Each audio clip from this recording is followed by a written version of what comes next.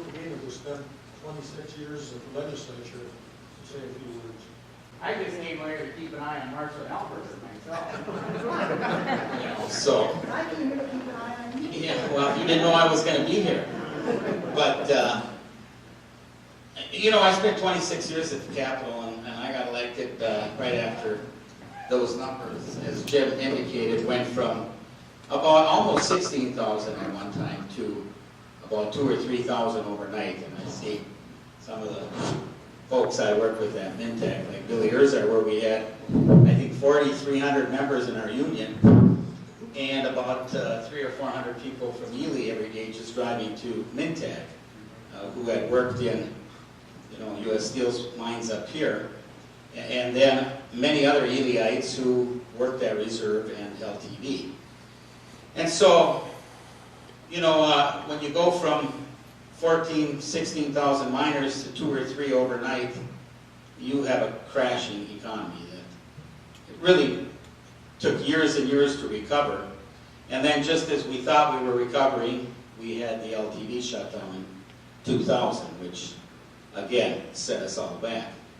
So whether there's 200 or 300 jobs initially in non-ferrous mining, we need them because they're the jobs that we've always existed on here in northeastern Minnesota. And recently it's disturbing to me to see some of the arguments and letters coming out on mining itself and how important it is or isn't to some folks. I can tell you this, in this at least 7-county area, in a 4-county area, where there's tourism, where there's logging, where there's mining, the local municipalities and school districts depend greatly on that taconite tax. And that taconite tax is distributed from the Grand Marais School District, the Cook County School District, all the way down to the Aiken County School District. And every year that money goes there. And a lot of that money goes to IRRB. That comes back. Ely hasn't had a mine since, is it 68 or 67? And yet, we are paying under the municipal aid formula and the taconite formula, I believe about $300,000. Mayor, do you know the number? About $300,000 a year in one formula. There's several other formulas to the Ely School District, to the taconite homestead credit in the Ely School District, to all the homeowners here, to the tune of about $600,000 a year. Projects that, I have to chuckle because tourism is extremely important to Ely, and I know that. It's important to the North Shore. But I don't think that the North Shore or Ely or the Cook Ore area could exist without the taconite taxes we give them to repair their infrastructures. And a case in point, the harbor project in Tower, beautiful project. My friend Marshall is starting to smile over there. Because Marshall asked me to help fund it.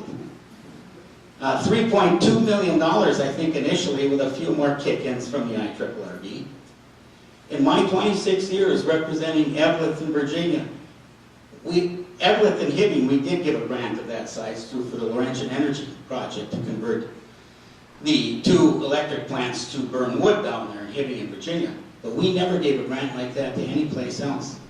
3.2 plus, I think, another couple $100,000. Now, I would pose the question to my good friend who owns the Timberjay, if the main street of Ely and Sedan and Bob Tammon had to pay for that harbor project, they wouldn't be able to live in their homes, and there wouldn't be any businesses. And we've done it here for tourism. We've helped with that money from the taconite industry, from other people's property taxes, I might add, technically, with the Wolf Center, with the Bear Center, with the golf course, with the nice hotel on Chago out there. All of those things happen because of mining. They are tourist attractions, but they would have never been able, no one in this room, if Mr. Baltich had to pay the taxes on his resort to build, to help with the money we gave for the Wolf Center, or the Bear Center heat be broke too. So mining is extremely important. And there seems to be a flurry of misinformation recently after the 3 hearings where, regardless of what the press says, and I was at every single hearing, and I think Billy Erzar was at every single hearing, regardless of what the press says, at best, the hearing in St. Paul was 55-45 for mining. At worst, the Aurora was 80-20, and Duluth was at least 60-40 in support of mining. And so this flurry of what I call misinformation recently coming out, I happened to read a little attack on me in a publication down in the Twin Cities. I don't know if you know about my Zup's paper bag deal down in St. Paul, but someone from up in this area said that me and the range delegation and the DNR and PolyMet and even I think the Army Corps are trying to trick people. PolyMet isn't on the Iron Range. Did you folks know that in this room? Is there anyone in this room that actually would be crazy enough to make that statement? Please raise your hand. Because the proposed PolyMet mine is 1.5 miles at the most south of the active Babbitt mine. Now, I don't know if this person's trying to make the case that PolyMet isn't on the iron ore formation, but the iron ore formation goes all the way to Lake Superior, so I guess Duluthians always wanted to be rangers anyway, but you know, the Duluth complex does come up and overlay over the iron ore formation. But to say in a publication that PolyMet's proposed mine is not on the Iron Range is absurd. And so, as I've said many times before, and I'll say it again, without mining, there is no Iron Range. Our communities cannot exist. You know, the city of Duluth, I don't believe, can exist as the city that it is currently without our economic input from taconite mining. And as Mr. Serla said, excuse me, I used the Serbian name instead of the Slovenian, Serla, that, you know, even take a look at the University of Minnesota. They get anywhere from $10 to $15 million a year in royalties from Kewanee taconite. And we, back in the early 1990s, we changed the way that the money flows into the Perm University Fund. It used to flow into endowed chairs. It's about a $500 million endowment right now. And most of that money endows the professors, the endowed chairs, that every year bring in $600 to $700 million of research dollars, almost totally to the St. Paul and Minneapolis campuses. But it's our money that did that. And we changed the flow of that money in 1993, I believe it was, so that it funded the NRI to do the exact research we thought would be done to show that you can mine copper, nickel, and ferrous mining, you know, economically or environmentally responsibly. But we also took half of that money in that new flow, and we put it into a scholarship for all Minnesota freshmen coming into the University of Minnesota at all the different campuses. And now that is the largest, in just that small amount of time, it's the largest scholarship fund at the University of Minnesota, providing $1,000 to $2,000 a year for 1/4 of all the incoming freshmen who have Minnesota residency into all the campuses of the University of Minnesota. So, and you have the permanent school fund that also was up there in your slide presentation, that now has gotten to $1 billion. In the last 4 years, it's gone from $600 million to $1 billion. Mintac is putting every year $25 to $35 million into that fund. That fund goes to every student in the state of Minnesota. And you will hear environmental groups say, well, it's not important because we tried to make the case for the Boundary Waters Land Exchange, where we have school trust and university trust lands that have been locked up there since the 65 Wilderness Act. And we've been doing that exchange, and the environmental community says, well, that's not much money. And an Okehennepin gets $1,300,000 a year, every year, as long as there's a Minnesota. 500 years from now, since we keep seeing 200 and 500 years, if there's a Minnesota, they will be getting at least that money. St. Paul gets 1.2 million, Minneapolis School District gets 1.1. The people who produce the wealth, Mountain Iron School District gets about $17,000 a year, because it's based on students. Ely probably gets a little more than that. But what we have done in mining for this state, I don't think can be measured. And it brings to mind one time, right when we lost the majority, when my good friend the wrestler got elected, Jesse, and we went into the minority for the first time in my legislative career in 1999. And one day the minority leader, Tommy Pugh from South St. Paul, was walking by with a couple of elderly ladies. And Tommy Pugh said, come on, I want you to meet Representative Rukavian. And one of the cute little old ladies said, oh, I see you on TV, I wanted to meet you. You know, and I said, oh, how you doing? And she said, this was an 85-year-old lady in 1999 that said to me, we're from South St. Paul, and we never forgot that we got our education from the mines of Minnesota, because the occupation tax at the time was, some years, almost 20% of the entire state budget. And constitutionally, the occupation tax is dedicated 50% to K-12 education, 40% to the general fund, and 10% to the University of Minnesota. So I don't think you can measure the money. And I don't know what the net proceeds tax will bring in what's estimated to be billions and billions of dollars of mineral wealth. And we're not clear on how that's going to work either. I know right now there's legislation being introduced so that the distribution formulas of taconite are mirrored by how we distribute the net proceeds tax that will be coming in from copper, nickel, palladium, platinum, and the other minerals.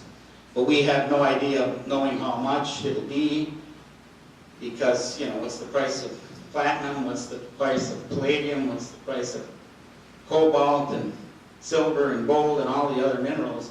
That would be adjusted, I'm assuming, annually.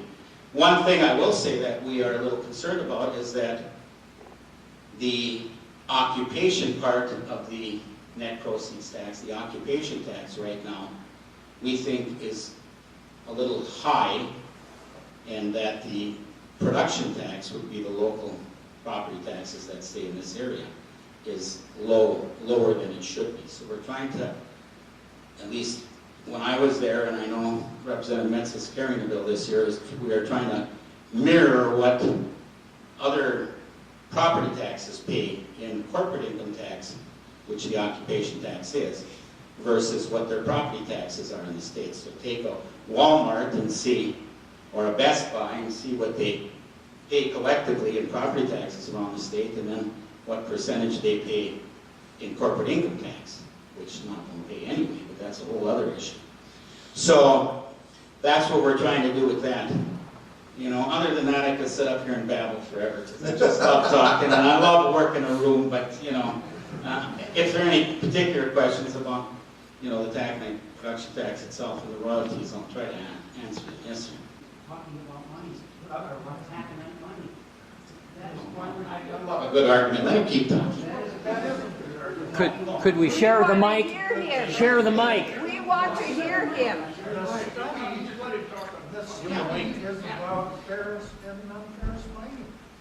Right, that's what I was going to respond. The study is about taconite and Tommy just said for 15 minutes, talking principally about the huge benefits of iron. And that is not why we are all here. We're talking about non-iron mining. I thought Mr. Sturla's whole presentation was about taconite and non-ferrous. It is, but it is really about non-ferrous mining. That's why we're here. I don't know. Is that why we're here, folks? Yeah. Oh, no.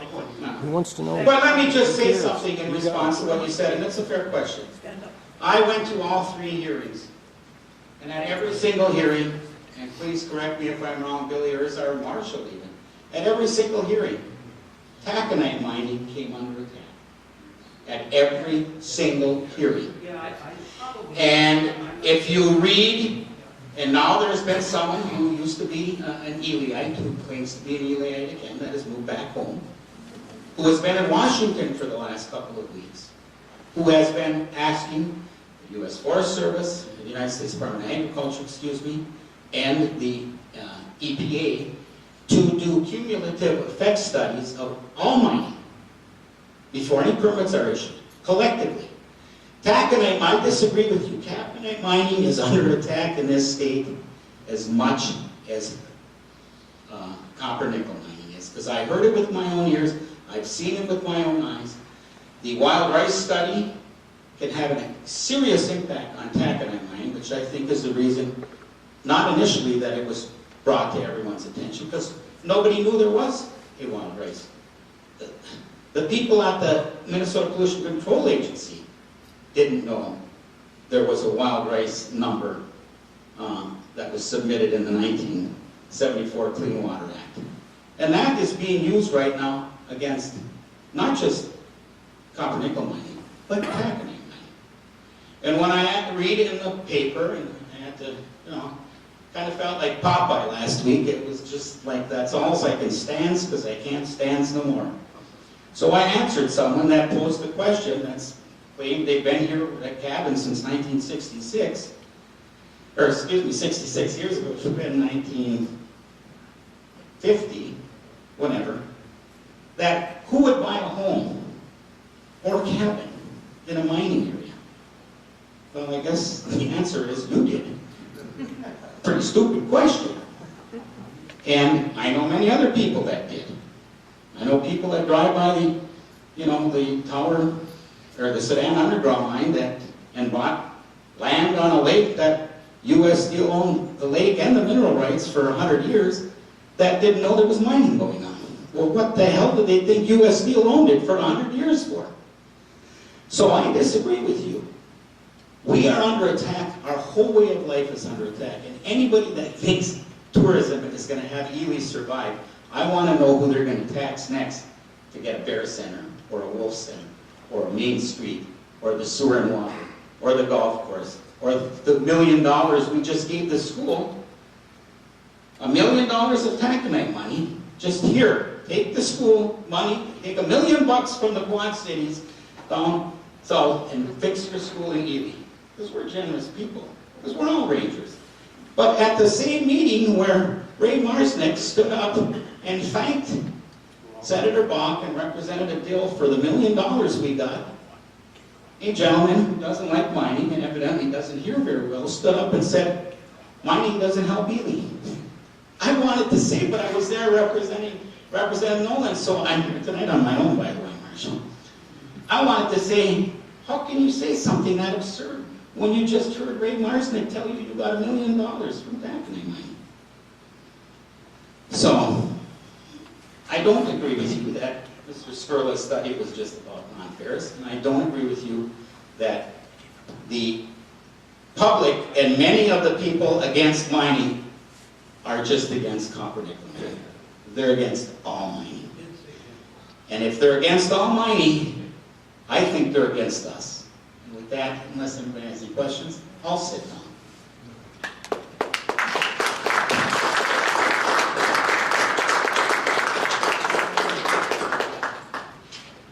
Thank you, Tommy.